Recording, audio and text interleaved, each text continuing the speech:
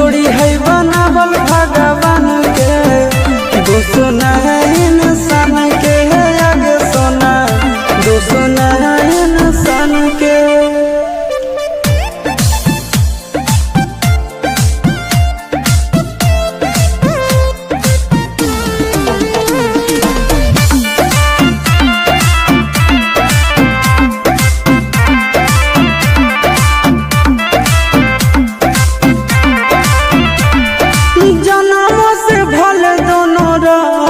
साथ में कहरम तो विधात के हाथ में। आगे जन्मों से भले दोनों रहेंगे साथ में, करम तो विधात के हाथ में।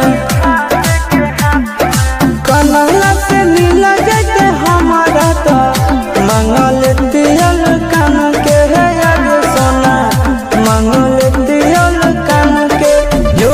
बनावल भगवान के। दोस्त है इंसान के याद सोना, दोस्त है भगवान के। जोड़ी है बनावल भगवान के। दोस्त है इंसान के याद सोना, दोस्त है इंसान के।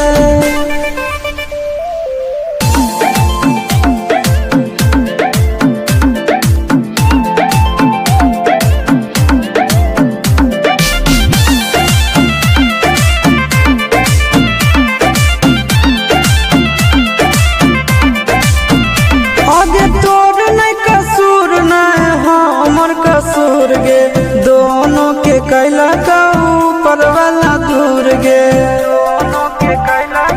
ये सोना आगे तोड़